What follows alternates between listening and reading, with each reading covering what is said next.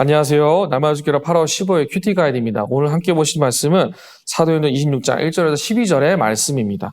바울이 아그리빠 앞에서 변호한 내용이 오늘 본문에 등장을 하게 됩니다. 그것을 살펴보면 다마스쿠스 도상에서 겪은 사건 이전에 자신이 얼마나 그리스도인들을 박해하는지, 그 열심히 대단한 유대인인지를 설명하게 됩니다. 이것은 이론이나 어떤 일반적인 의견이 아니라 자신이 실제로 경험하였고 그 현장에 있었던 사람으로서의 역할, 자신의 모습이 어떠한지 이야기를 하고 있는데요. 오늘 본문을 통하여 바울은 우리에게 무엇을 말하고 싶은지 함께 말씀을 살펴보고 은혜를 나누기 원합니다.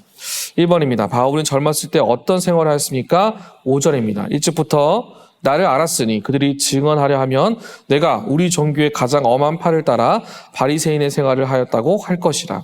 보편적으로 알려진 바울의 젊은 시절의 모습은 이러하였다. 5절에 나와 있는 것처럼 이렇게 언급이 되어 있습니다. 그는 유대 지도자들이 알 정도로 유대 사회 안에서 충분히 저명한 지위를 갖고 있었고, 그래서 자신이 가지고 있는 원칙을 가장 잘 지키는 사람으로서 역할을 하였다라고 보게 됩니다. 스스로 율법에 따라 구약 성경 안에서 제사장들에게 요구된 의식적 정결을 엄격하게 지키고 이것을 지키는데 맹세를 할 정도로 열심을 다했다는 것을 스스로 고백하게 되는 것을 우리는 본문을 통해서 보게 됩니다.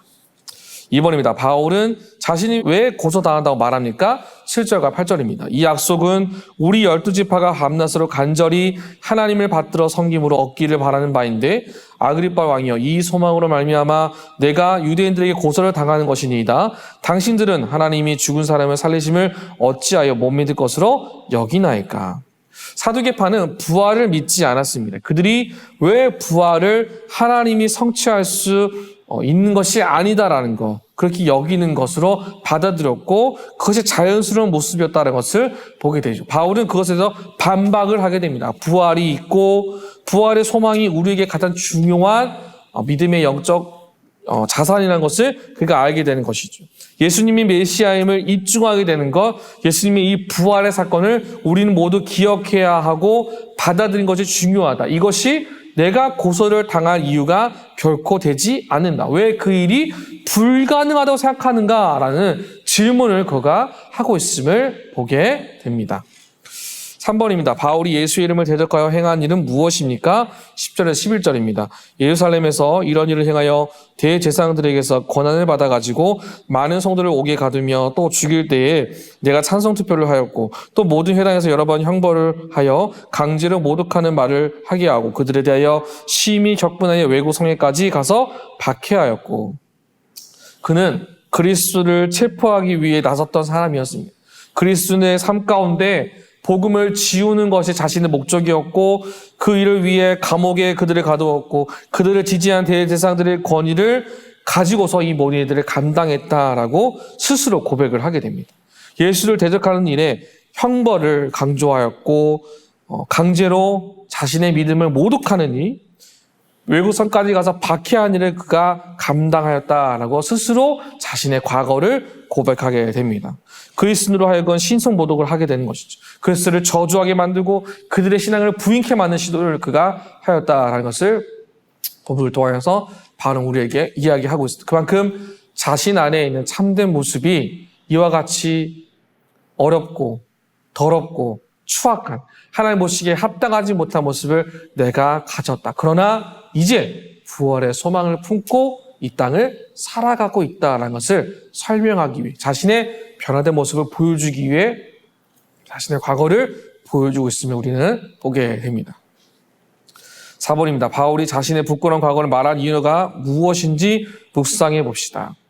자신의 부끄러운 과거로부터 복음을 살아내는 자의 삶을 사는 것이 이와 같이 바뀐 자의 모습이라는 것을, 가장 명확한 복음의 능력, 부활의 소망의 증거가 되는 과정에 자신이 지금 서 있다라는 것이, 그러기 위해선 무엇이 필요할까요? 자신의 부끄러운 과거의 모습을 낱낱이 밝혀야만 이 복음의 능력이 이와 같이 주어지게 된 것이라는 것을 이야기할 수 있는 것이죠.